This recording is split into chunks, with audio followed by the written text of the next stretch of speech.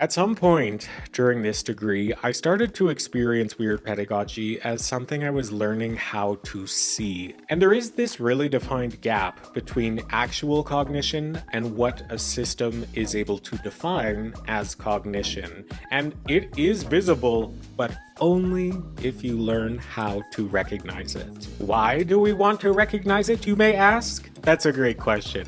The answer to that is, the gap is where everything interesting lives. It's the space between what is actually happening and what we can all agree is happening. Between lived cognition and its official translation. Between thought as it unfolds and thought as it gets labeled and scored and flattened into something that we can circulate without friction. And once you start to notice this more and more, you realize that this is not just about classrooms. It shows up in how we describe people, how we evaluate ourselves, how we turn complexity into something simpler just to make it easier to respond to.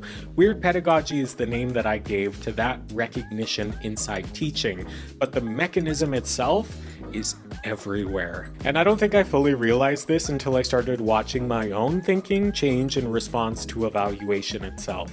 The way you start editing ideas before they even exist, the way that you learn what kinds of thought are worth saying out loud. Weird pedagogy is what I needed when I didn't yet have the language for that experience. So making this practical in terms of a classroom is not about designing better lessons. It's about tolerating unfinished thinking, accepting the unrest. It's about noticing when you are about to turn something alive into something accessible. It's not that structure doesn't matter, it's that structure is often the first thing that we reach for when we are uncomfortable. Weird pedagogy exists right in this threshold as a recognition that any stable representation of learning is already a reduction of itself. So making it practical does not mean solving emergence, it means learning how to stay adjacent to it without forcing it into a form prematurely. It means holding structure lightly enough that it does not become a substitute for attention. And it means accepting that the most important pedagogical skill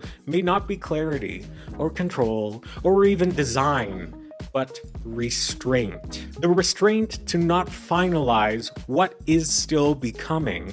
The restraint not to interpret something too quickly. The restraint not to turn movement into outcome before the movement is complete. Because once you do, you have not taught learning. You have just taught the simulation of learning. Woo, this is good. Okay.